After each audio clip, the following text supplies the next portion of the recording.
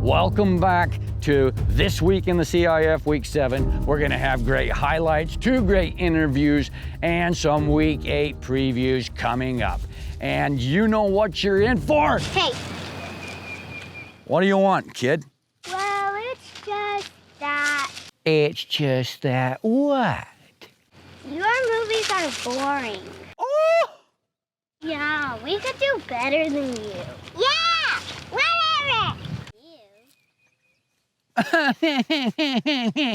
We could do better than you. Go away, you urchins. Go eat a lollipop. Yeah, you should fire yourself. Yahoo! Yeah, fire yourself. That will never happen. Let's do some highlights. We gotta hightail it on down to Dodge, where historically marshals have always struggled to keep law and order. Taj Tolbert returns to Dodge to play his former team, and miscommunication on 4th down is the result. That would lead to Sean Kelly touch passing a second TD to Zuri Davis, 14-zip storm.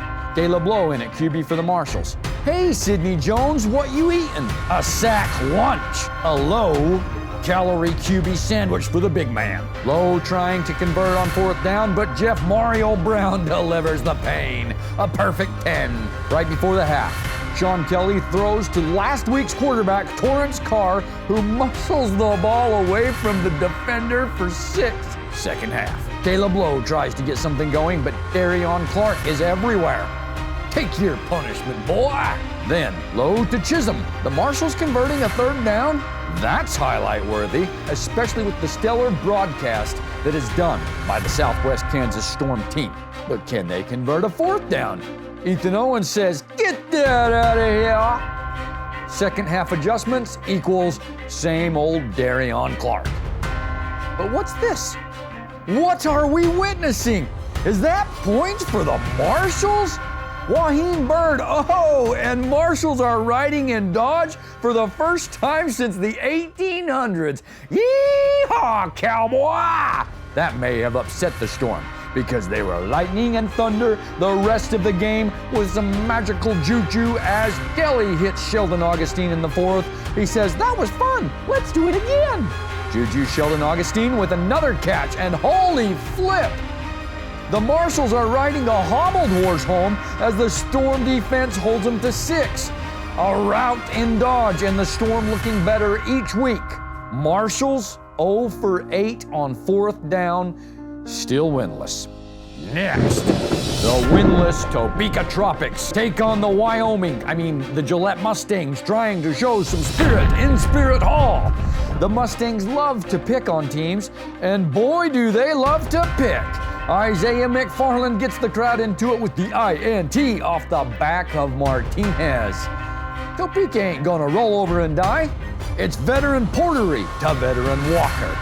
Tyus says, "Let's take the lead." Going for 3, Portery finds Novak, and the 0-5 Tropics have a lead on the road against the 4-1 Mustangs. What? Arthur Anderson says, "That's cute. Watch this." Gillette takes the lead.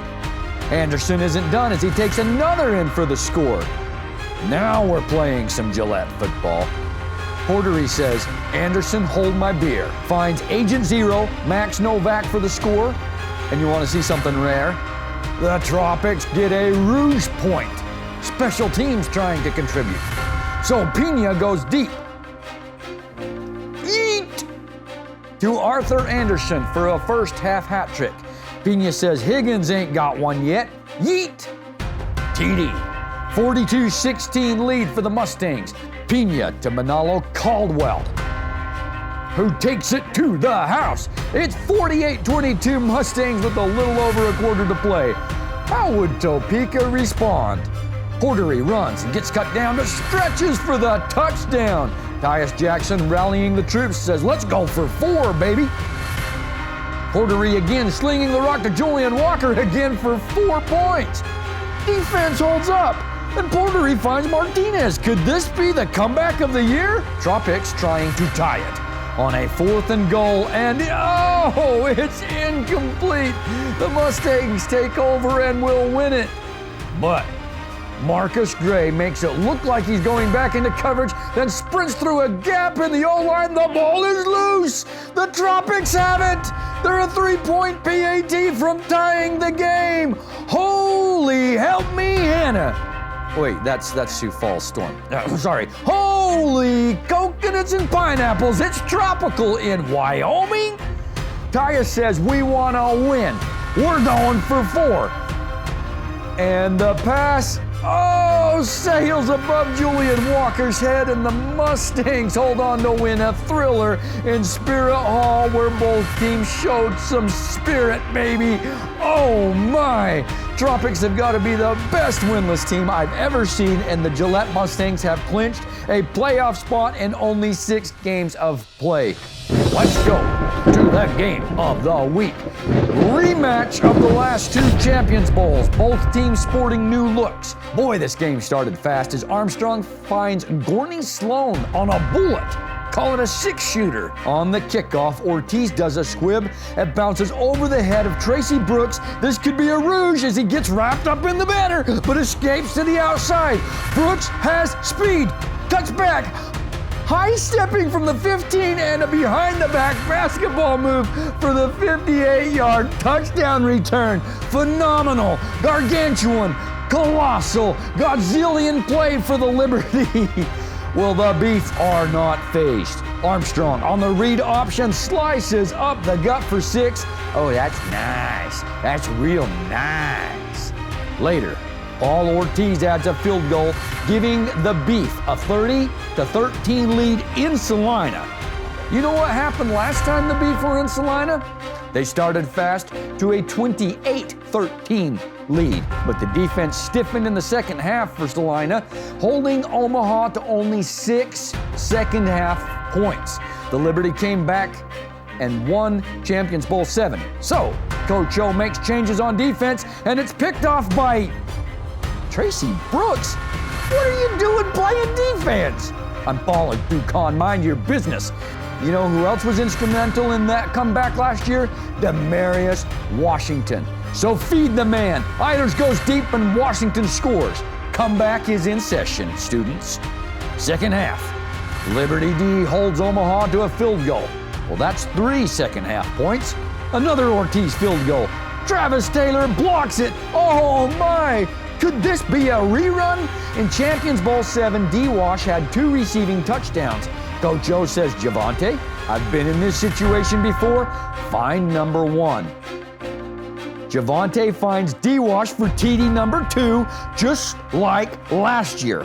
What's going to happen?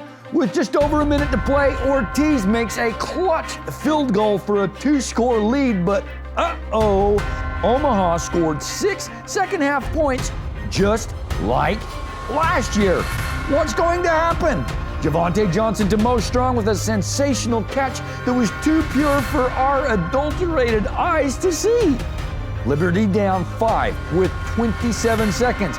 Kozalski tries the onside kick. Great kick, and Tristan Gold almost gets it, but Devonair Conlift comes up with the heroic play and keep the Beef undefeated and seals them a playoff spot. What a game. The Liberty drop to 4-2 and stay in 4th place in the race. So if the playoffs started today, you would have... Side, rookie. Rookie? Bye, Felicia. Bye, Felicia. Oh, I see what's happening here. Janice, you cannot be serious. Oh, she's serious. Yep, she's serious. Yeah, she is. Okay. You're trying to fire me, Janice? You know what? You know what? You know what? Oh, I am not fired. I quit. If the playoffs started today, it would be the Storm at the Bandits and the Outlaws at the Liberty in round 1. The cows and the horses stay at the farm with a first round bye. Let's do some previews. First up, we have another Kansas rivalry. The Storm at the Liberty. The Storm defense looks much better, but they're going against one of the league's best offenses. The Liberty, on the other hand, held Omaha to their season low, so their defense looks improved. I'm taking the Liberty in this one by a small margin. Sioux City Bandits travel to the islands in the heartland of the mainland, where I'm anticipating a much better game than the records show. Bandits' D-line will likely cause turnovers, but Topeka's passing game should keep up.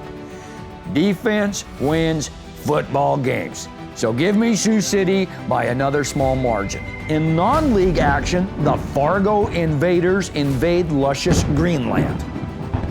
Wyoming, where the glorious-looking Vikings will likely get trampled by a horse herd. Mustangs win big, 85-6. No, that's a little bit rude. Let's fix that. There we go. That's better. Kudos to Fargo for showing up. Last is the game of the week as the undefeated Beef go to Billings as the Outlaws hunger for the sweet revenge of well-done steak. The Liberty gave a blueprint on how to slow down Omaha's offense, and there's been some changes in Billings, plus a bye week. Billings will likely play this one tough. Omaha is the league's best team, but I'm predicting an upset in Montana. Just kidding, Omaha by 7. All this weekend's games are Saturday.